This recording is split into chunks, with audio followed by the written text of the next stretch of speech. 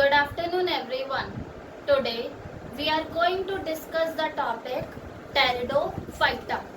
As you know that we were discussing about plant kingdom, and plant kingdom has been divided into 5 divisions. Algae, that is Thallophyta, Bryophyta, Pteridophyta, Gymnosperm and Angiosperm. We have done algae, we have done Bryophyta. Now the next one is Pteridophyta. Okay, if I'll make a differentiation among these. If you do remember, in the algae I said that their body is thallus-like. Thallus-like means it is not differentiated into roots, stem and leaves. Similar case was there with the Bryophyta. Their body was thallus-like, although more advanced than the algae, but still there was not presence of root, stem or leaves. Again the body was thallus-like. But here in the Pteridophyta, there is differentiation between roots, stem and leaves. Okay, so from here the clear-cut differentiation between the roots, stem and leaves started. So this is the first point. If I talk about the leaves of Pteridophyta, then they are having 2 types of leaves, small leaves and large leaves. Okay, if a pteridophyte is having the small leaves, then it will be known as microphylls. Micro means small and phyll means leaves. So there are a few pteridophytes that are having small leaves. Okay, like Selaginella.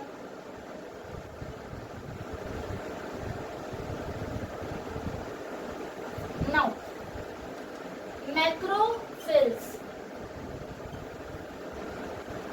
There are a few pteridophytes that are having large leaves.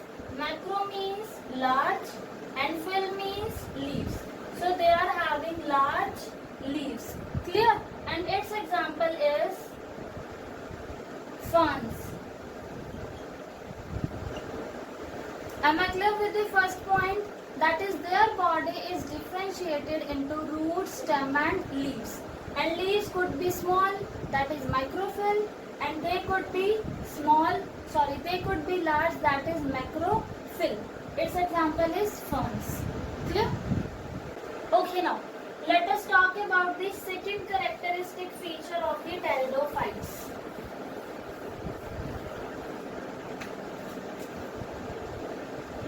These are the first plants that have evolved vascular system, or I can say the vascular tissue.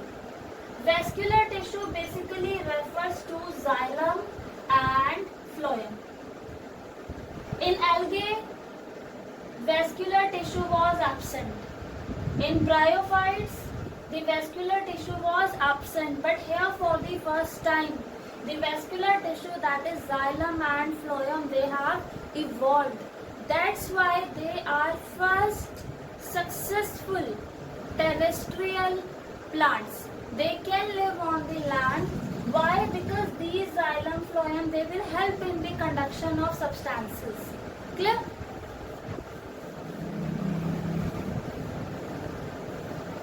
Now, if I talk about their location, then pteridophytes are generally present near the shady areas, damp areas. But yes, due to the presence of vascular tissue, you can also find them near in the sandy soil as well. Okay. Now, if I talk about their ecological importance or economical importance,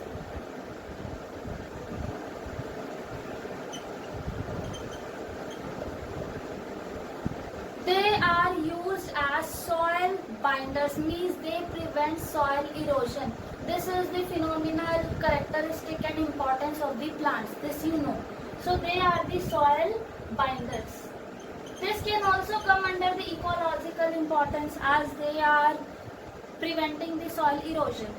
Second, they are used as ornamental plants. You know that we used to grow plants in the houses for the decoration purpose. So they are amongst them. And third, that is the most important use, they are used as to obtain the medicines, or in the medicinal purpose they are used. So these are the different importance of pteridophytes. Now let us talk about their life cycle. If you do remember in the bryophytes, the main plant body was gametophyte, right? Gametophyte means having n number of chromosomes. But in case of pteridophytes, the main plant body is a sporophyte. The main plant body is sporophyte. That is, it is having how many number of chromosomes? 2n. Now one more thing. Sporophyte produces spore. Gametophyte produces gamete. If you remember the life cycle of the bryophyte, then firstly I have drawn the gametophyte as the main plant body is gametophyte. And from the gametophyte we have drawn the gametes. But here the main plant body is a sporophyte. And sporophyte will form spores. So firstly I will draw spores. Clear? Now, sporophyte will bear sporangia. Sporangia, these are the structure in which the spores will be formed. Suppose here I am having a pteridophyte. Just see. Okay, so what will happen here? Suppose the sporangia will develop. This is the main plant body of the pteridophyte, that is a sporophyte. Here the sporangia will develop like this. Fine. Now, these sporangia, they are covered with the help of leaf-like structure, and those leaf-like structure are known as sporophyll. Remember, phyll word is for leaves. So suppose this is the sporangia. It will be covered by leaf-like structure. And these leaf-like structure, they are known as sporophyll. So here is the sporophyll, and inside that there is sporangia, and inside this sporangia spores will be formed. Is it fine? Now what happens in a few pteridophytes, not in all, these sporophyll, they will cover the entire sporangium. Sporangia is the, sporangium is singular basically. Sporangium is the, these sporophylls, they will entirely cover the sporangia like this.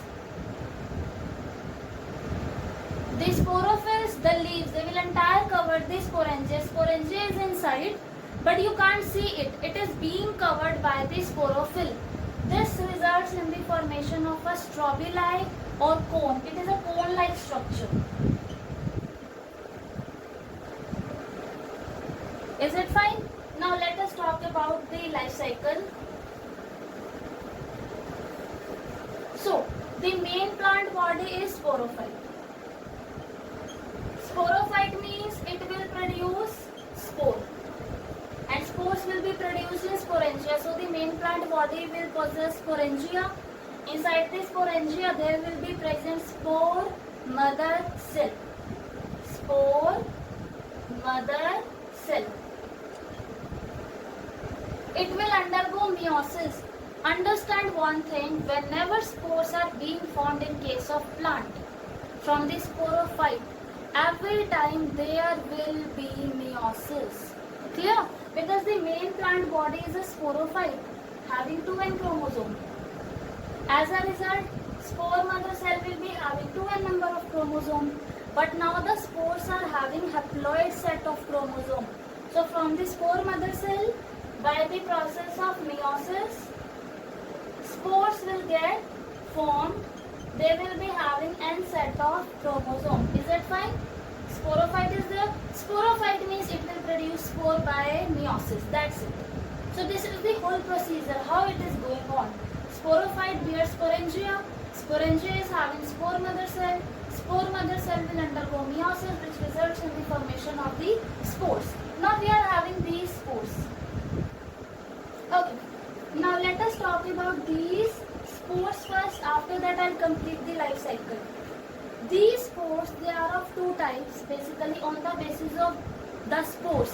The pteridophytes are of two types, homosporous, heterosporous. Homo means same. Actually what happened in homosporous condition, all the spores, they are of same size. That's it.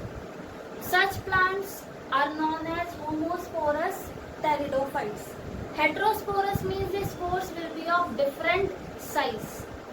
One spore will be large and one will be small. The large one will be known as macrospore and small one will be known as microspore. Is it fine? Macrospore always results in the formation of female gametophyte. As you know that female gamete is bigger in size. So macrospore will give rise to the female gametophyte and microspore will give rise to the male gametophyte. We'll discuss this. I'm just telling you the type of the plant on the basis of the spore. The spores produced, they could be same, they could be large and small. If they are large and small, the large one will be known as macrospore, the smaller one will be known as microspore. Now let us come back to the life cycle. The sporophyte has sporangia. Sporangia is having spore mother cell. Now spore mother cell will undergo meiosis and it results in the formation of spores. Now if I talk about the spores, the spores will be giving rise to the gametophyte. Let me erase that. From the spores, gametophyte will be produced. Spores are haploid, so gametophyte will be produced as gametophyte is haploid. So from the spores, there will be formation of gametophyte. That what I told you, if the spores are of different size, there will be formation of male gametophyte and female gametophyte respectively. So basically from the spores, gametophyte will be produced. The gametophyte in case of pteridophyte, it is known as prothallus. The gametophyte is known as prothallus. Actually what is the special feature of this gametophyte? It is free living. It is not dependent on pteridophyte. It can do photosynthesis. Obviously it can do photosynthesis, that's why it is free living. Okay, it doesn't take the nutrition from the pteridophyte plant.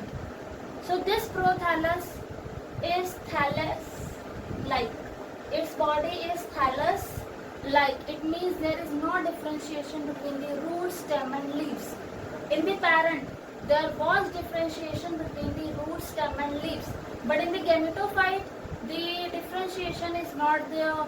It is free living, it is photosynthetic. Fine. Now let us talk about this gametophyte. At last from the gametophyte we have to make sporophyte. At last, right, because the main plant body is sporophyte. Now let us see how this will happen. The gametophyte, it will have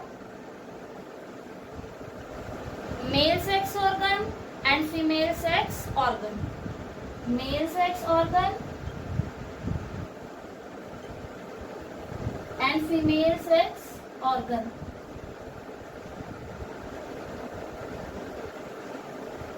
Let me erase this. So, we are having gametophyte, that is prothallus. Gametophyte will be having male sex organ and female sex organ. Listen one thing, gametophyte will always produce gametes. And gametes means obviously there will be female and male. Female will produce the female gamete, male will produce the male gamete, and finally the gamete will get fused. This is what is happening in a brief term. So this gametophyte is having male sex organ and female sex organ. The male sex organ is known as, you have done in bryophytes, the male sex organ is known as antheridium. And female sex organ is known as archegonium. Fine. Now as you know, they will form gametes. Gametophyte will form gametes ultimately. Okay, so antheridium will form male gamete. Archegonium will form female gamete. Fine. So antheridium will form antherozoid. Antherozoid basically male gamete. And this archegonium is having egg. Inside the archegonium, egg is present. Okay. Now, just see here, antherozoid is there, egg is there.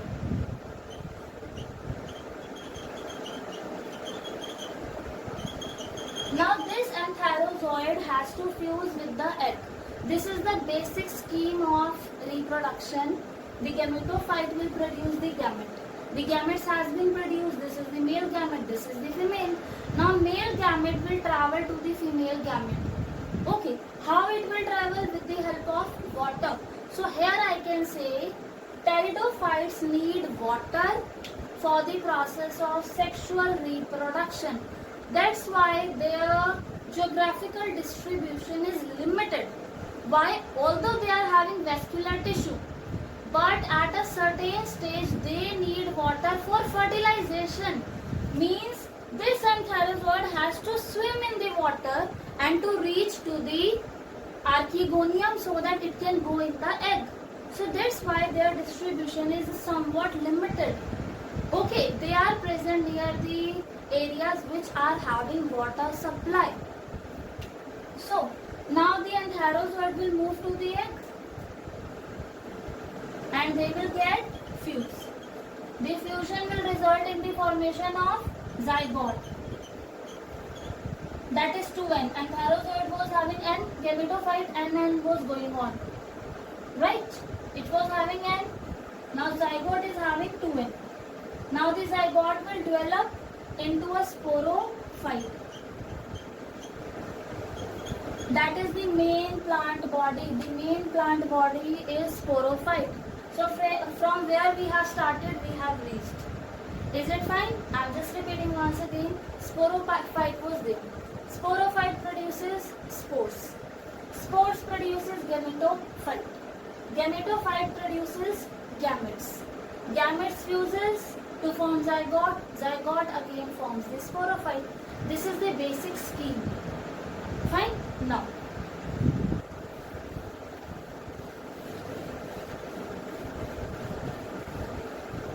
let us talk about the classification of Pteridophyta.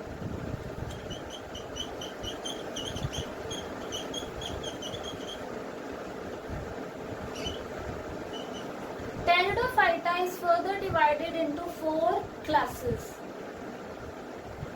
Psilopsida, Lycopsida, Synopsida,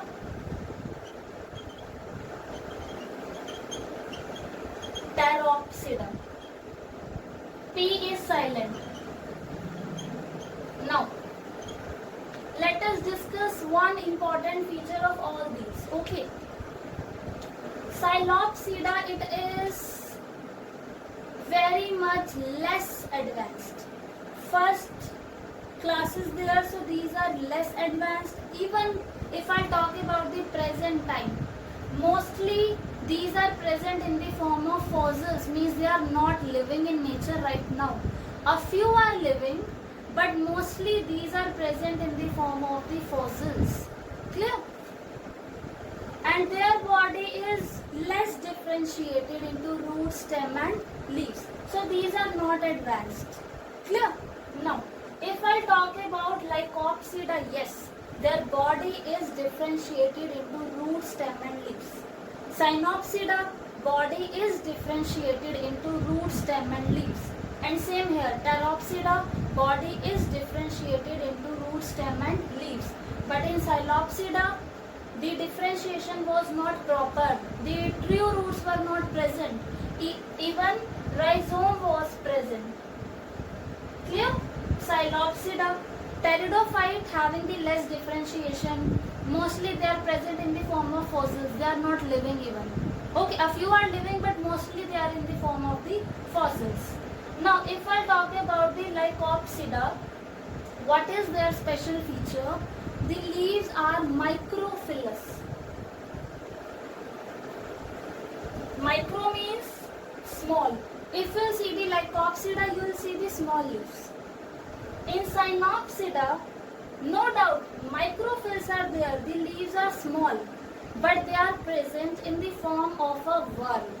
And the stem is divided into node and internode. Let me draw the diagram, you will get it to know.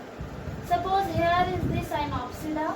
Its example is equisetum. It has been drawn in your book. In equisetum, if you will see, nodes and internodes are there. From the nodes, leaves will arise. Suppose here is a node. Here is another node. And the distance between two nodes is known as internode. That what I told you. What is their special feature? Synopsida, the nodes and internodes are present. Leaves are small, but they are present in the form of a whorl at the node like this. You can see very well in the diagram. It is in your NCERT like this. The leaves are there at the node. In this area, in the internodal area, you will not find any kind of leaves. Fine. And the last one is Pteropsida. In them, the leaves are megaphyllous, means the large leaves are present. So this is about pteridophytes.